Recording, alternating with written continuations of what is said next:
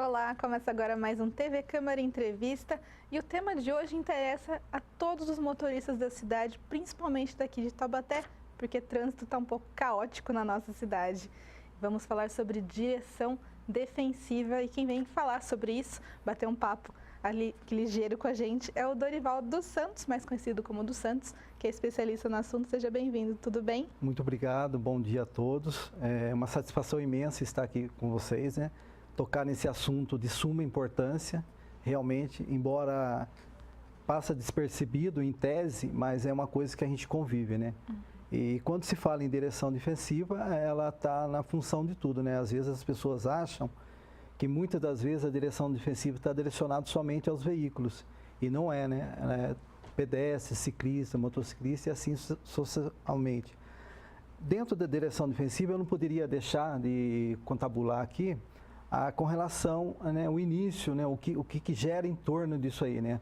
Nós temos as leis, como a maioria todos sabem, que é o Código de Trânsito, que finalizou aí em 2017 seus 20 anos, com regras diferenciadas, com leis diferenciadas, que vem sofrendo alteração.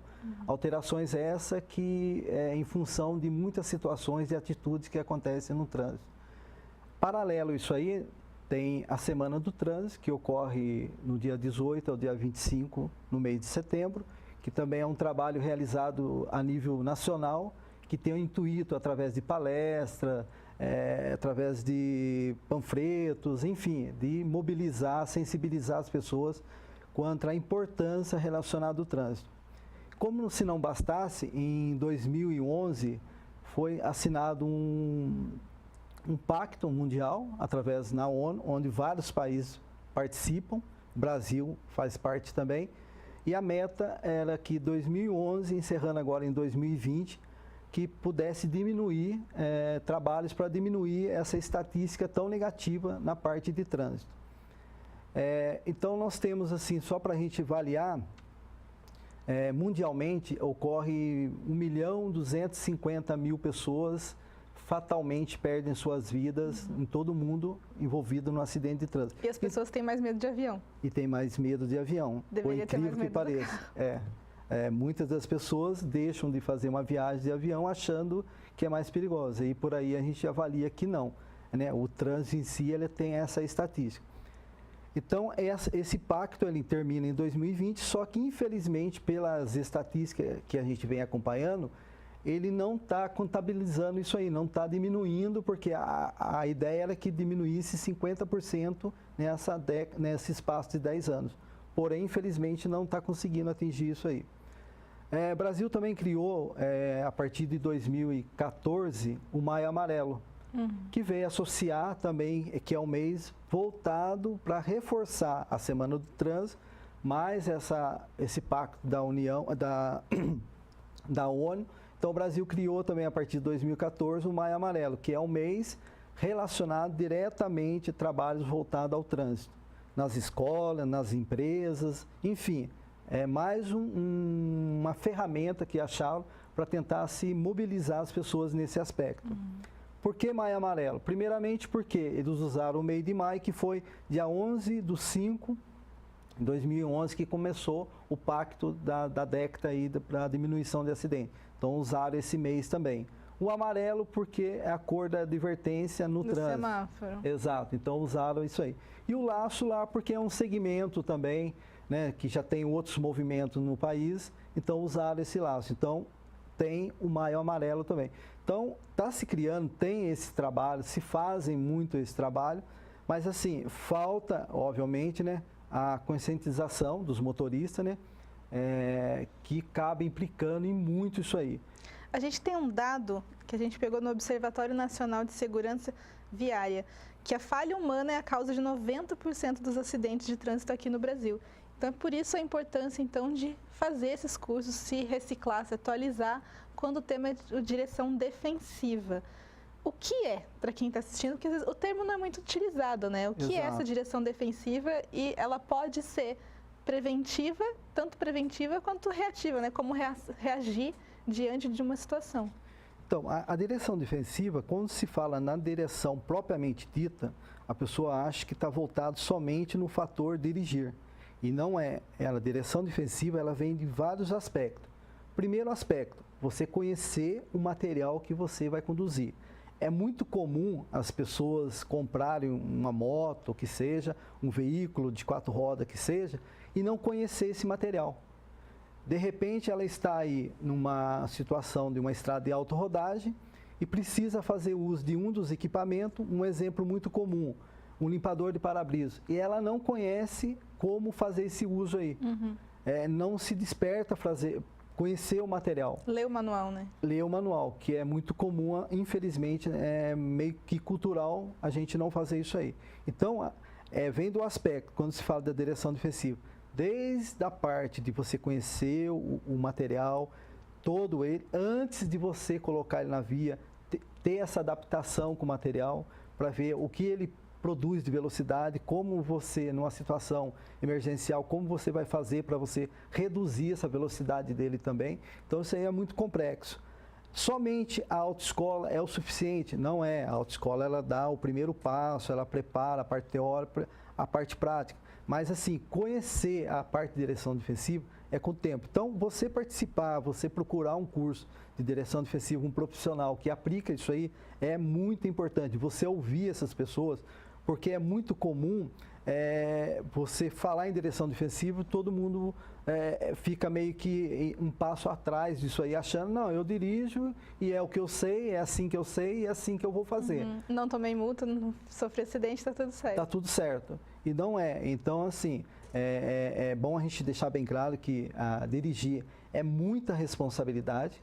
Responsabilidade, primeiramente, diretamente com a gente, que está ao volante, com aquelas pessoas que depositaram a confiança para a gente, seja eles os passageiros, diretamente ou indiretamente, todas as pessoas que fazem uso do trânsito, né, pedestre, ciclista, motociclista e assim sucessivamente.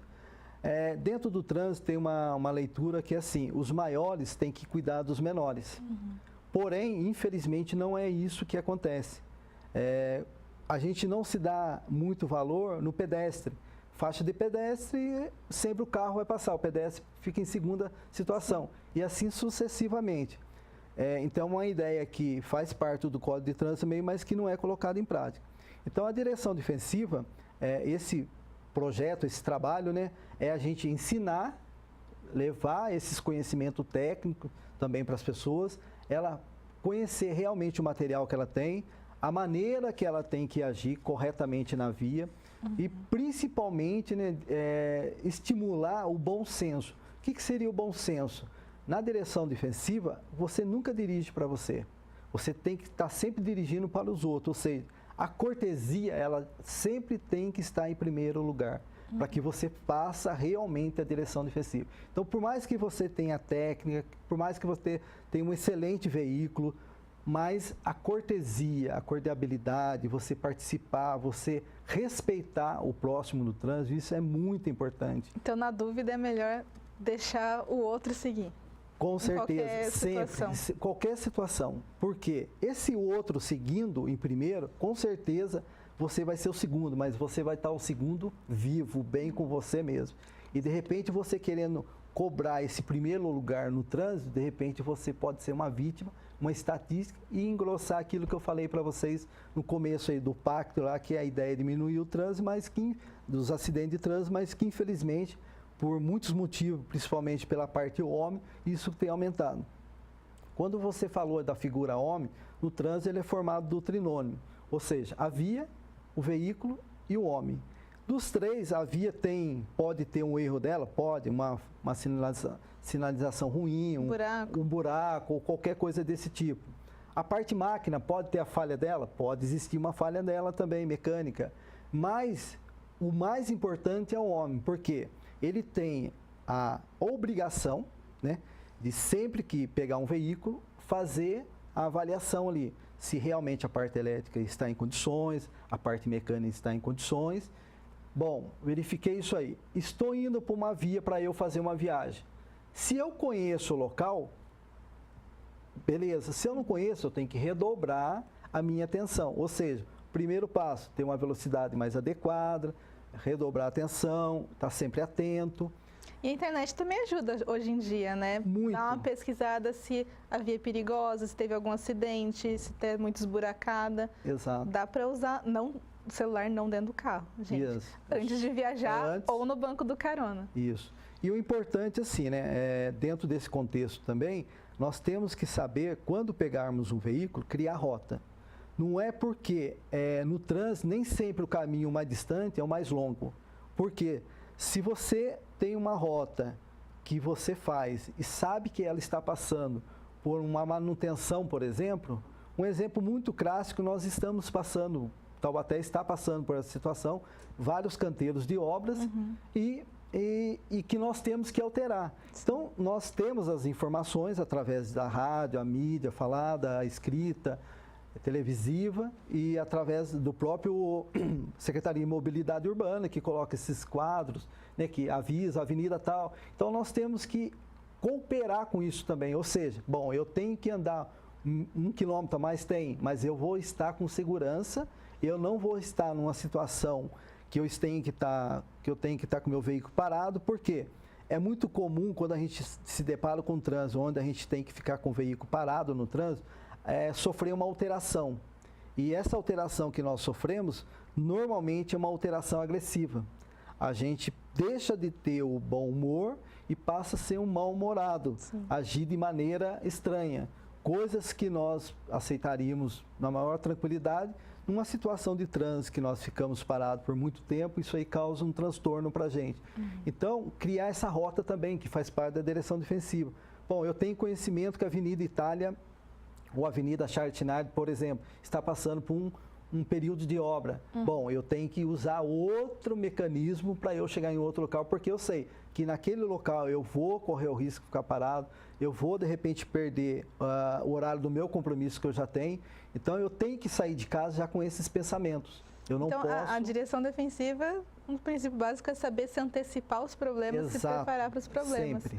Do Santos, deu tempo do nosso primeiro bloco, mas você não sai daí, porque no segundo bloco a gente vai dar mais dicas de direção defensiva e também fazer uma propaganda aí do seu curso, porque não, um curso gratuito que tem aqui na cidade para você aprender mais com mais profundidade. A gente volta já já.